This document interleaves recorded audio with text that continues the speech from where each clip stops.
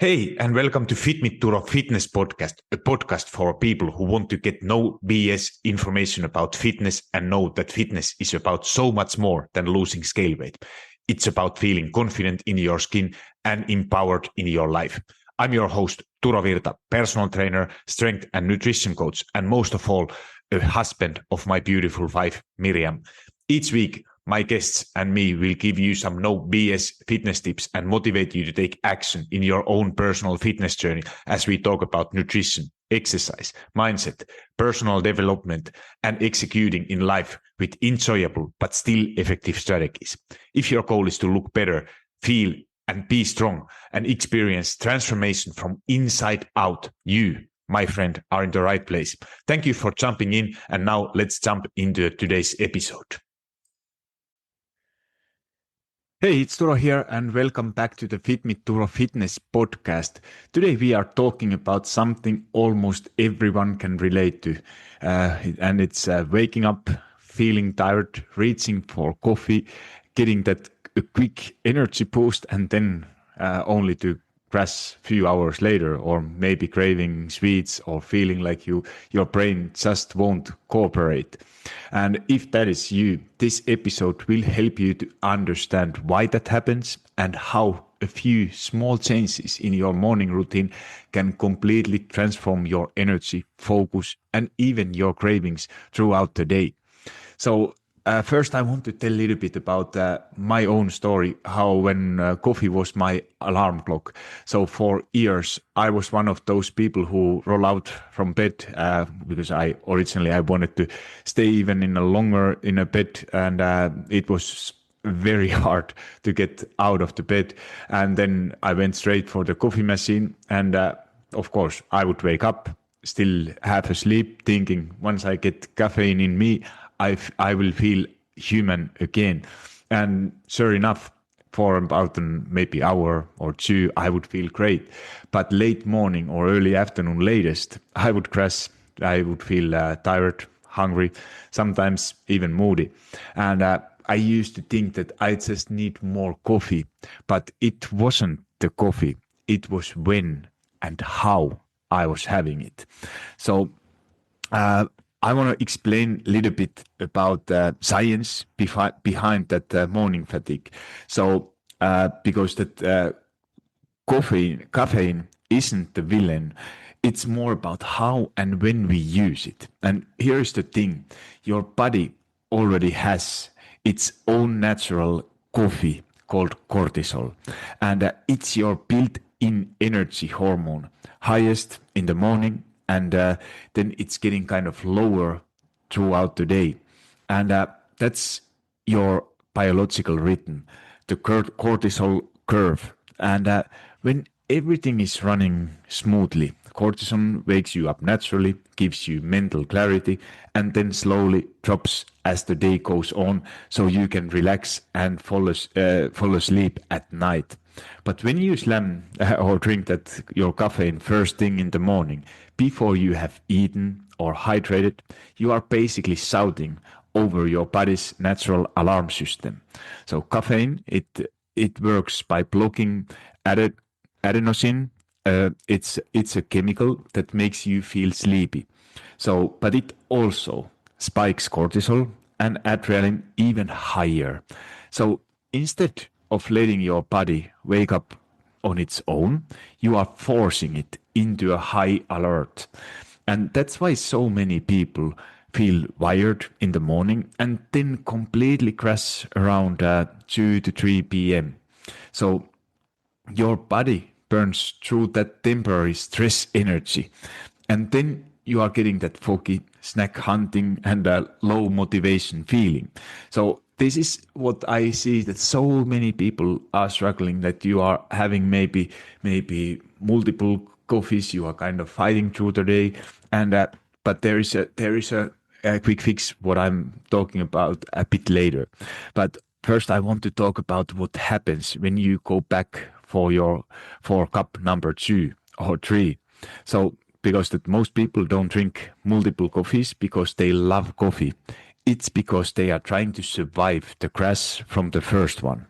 And here's what actually happens hormonally. And these are super interesting things that I recently learned because there is if you really listen, pay attention what I'm telling, you start to understand that it's actually there is a science behind why these things are happening. And if this is you, I highly recommend the recommendations I'm telling later. So pay attention what I'm going to say. So here is what actually happens hormonally. So cortisol stays artificially elevated. So over time, this can mess with your natural rhythm. So you start waking up tired and feeling alert late at night. And then adrenaline, it keeps your body in that fight or flight mode. You feel anxious, you feel restless, and your digestion slows down. So then insulin sensitivity drops, which means your body doesn't process carbs as effectively. And that again is leading to more cravings later in the day. So, and then the next step is that your sleep quality gets actually worse. So even you fall asleep, your sleep, your deep sleep is reduced. So it affects that because this is often what, especially people who are not tracking their sleep, or even if you are tracking, but you don't understand what it actually means. What those, if you watch your sleep tracker, what is the data is telling you. So you might see the difference in your deep sleep, that how it's reduced. You don't get enough deep sleep, as you might feel like that you feel okay, and then you start that kind of that cycle over and over again. So you have your coffee, you feel okay, you are wired because of your caffeine in the morning, and that your days are passing. So, but that is the because here is the kind of wild part. So even if you drink your last coffee at 3 p.m., caffeine has a half life of around 6 hours. So that means by 9 p.m., half of that caffeine is still in your system, and that's why you might fall asleep, but wake up feeling like you didn't really rest. And then another hidden effect is that what caffeine does to hunger hormones. So when cortisol and adrenaline spike, your body temporarily suppresses appetite. So which you might think that that might be a good thing. So that's why so many people are skipping their breakfast and say that I'm just not hungry in the morning. I only need coffee. But what's really happening is that caffeine blunts hunger early in the day, and then ghrelin, that is your hunger hormone, surges later, usually in the afternoon or evening. And that's when people start craving sweets, snacks, or glass of wine, not because they lack willpower, but because their hormones are catching up. So it's your body saying that you don't fuel me when I needed it. Now I'm asking for a quick energy. So if you ever notice that your afternoons feel like a battle with your cravings, or you are overeating dinner, it's usually not an evening discipline problem. It's a morning rhythm problem. So here is how I help my clients reset that rhythm.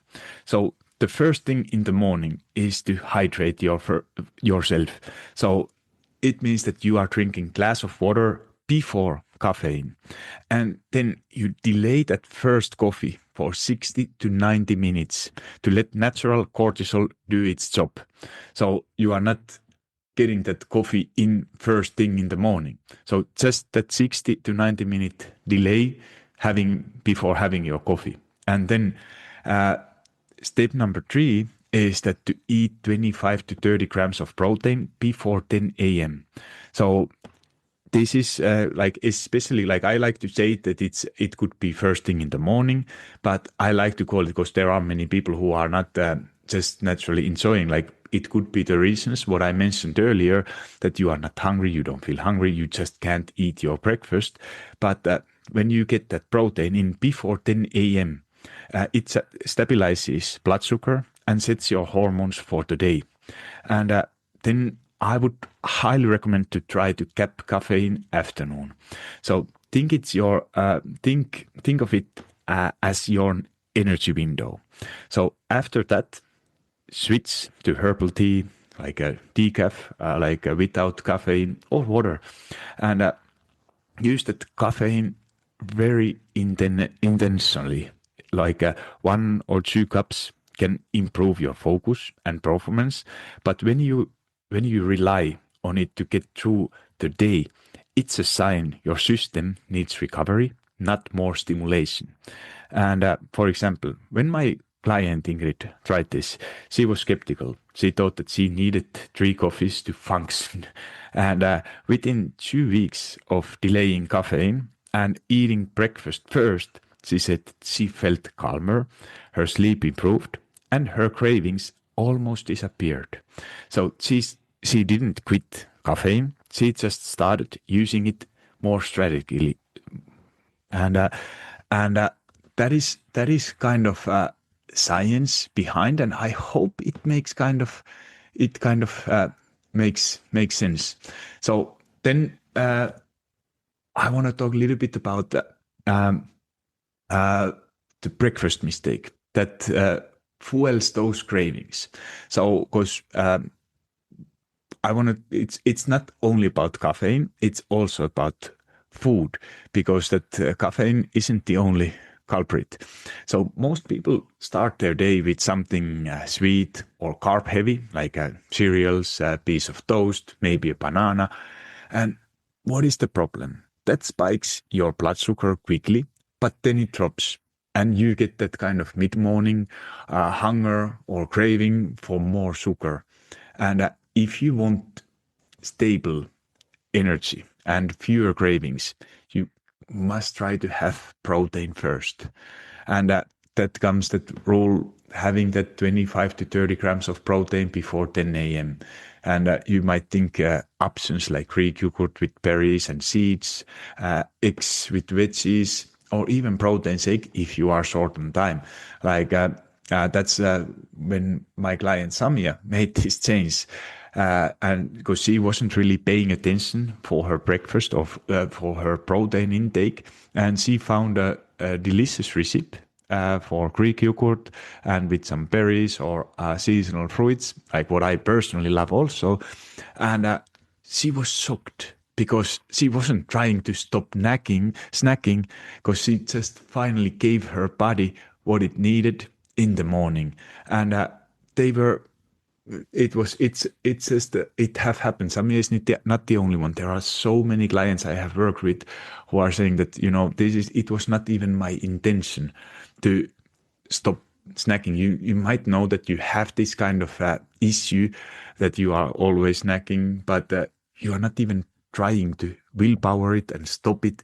It's just those cravings are just disappearing automatically when you are trying this. And obviously it's not probably happening within the first day, but give it a little bit time, maybe week, maybe 2, and you start to see that it actually affects how your cravings are going to be.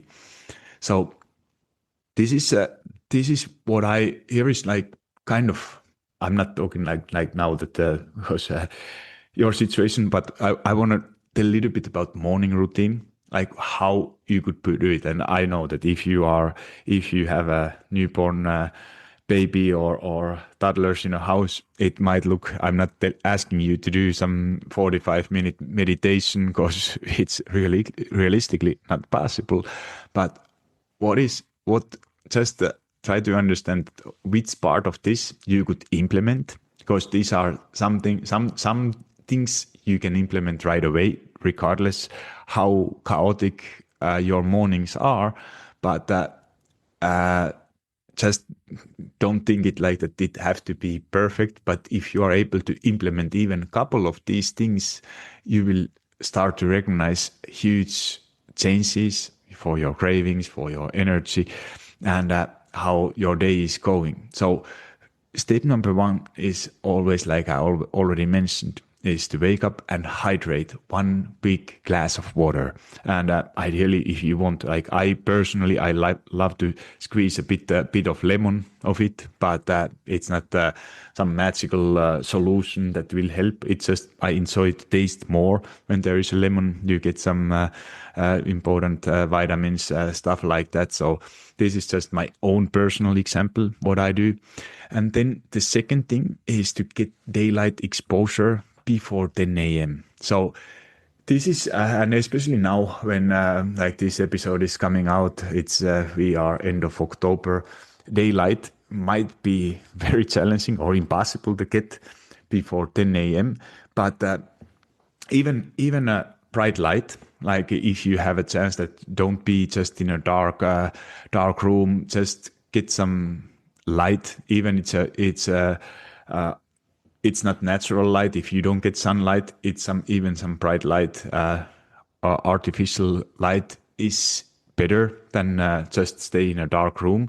But because the reason behind this, why good night of sleep, it's starting in early morning, because it's that when you get that bright light, I like to use bright light because daylight exposure is not always possible, but it tells to your body that it's time to awake, and also for your rhythm of the day, that it tells that okay, you are awake at this time of the day, and it also means that you are getting tired later on the day. But if you don't get that daylight or light early in the morning, it gets later in the night, and your body doesn't understand that now I'm awake already, like whatever, 16 hours or 18 hours.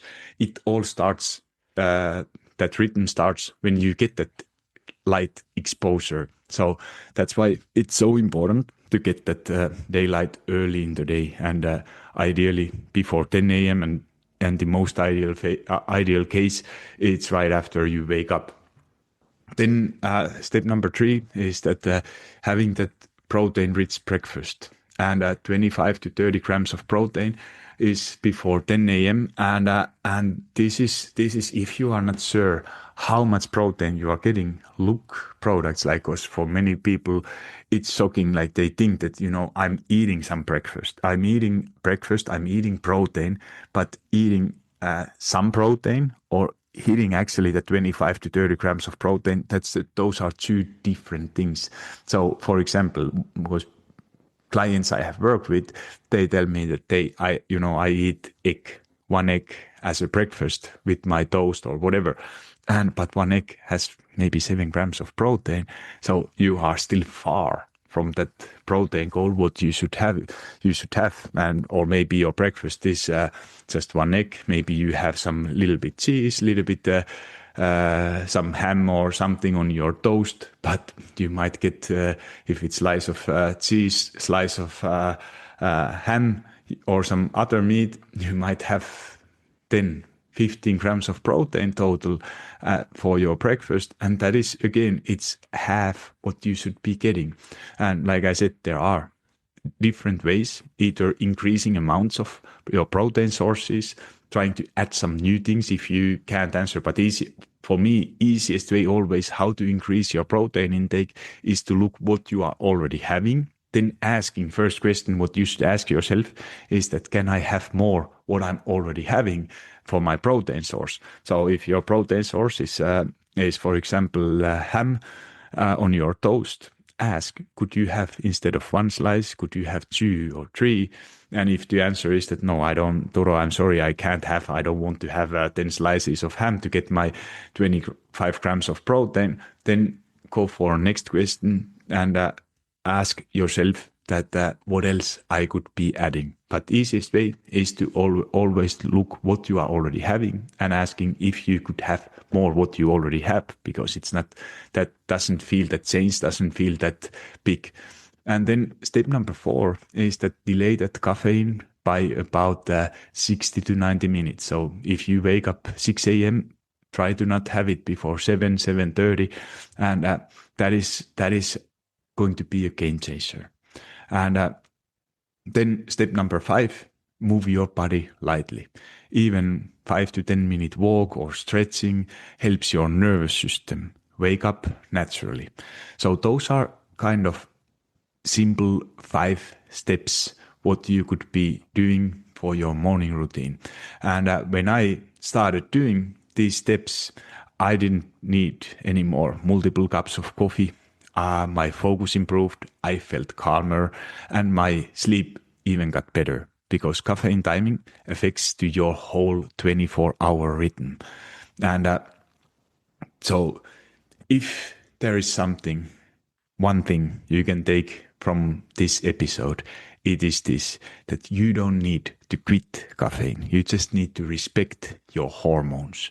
So start small, delay that caffeine for 60 minutes, eat protein early, and get sunlight before screens. So try this for 1 week and notice how your energy, focus, and cravings are improving. And because they all start improving naturally. And this is a kind of short episode. And if you find this episode helpful, share it with a friend who is always tired, no matter how much coffee they drink. We all know that person. And if you want more help building simple, science-backed habits like this, check out my balanced lifestyle blueprint. The link is in the show notes. And until next time, remember, consistency beats always perfection. Small daily choices build unstoppable energy. So thank you for listening, and talk to you next time. Hold up, friend. Do you love Fit Me Turo Fitness podcast? If so, the best way to say thank you is to subscribe to the podcast and leave a review on iTunes. I know every podcaster wants you to leave a review, but it's because those reviews help the podcast to reach more people. I truly want to know what you think, and if this particular episode resonated with you, would you also please share it? Either send a link to someone who you think will find it valuable, or take a screenshot and post it into your social media and tell your friends and family why they should listen it. Make sure you tag me so I can hear your feedback and give you a little love. And if you aren't already following me on Instagram or TikTok, that's the perfect time to hit that follow button. Thank you for being here and listening to Fit Me Turo Fitness podcast.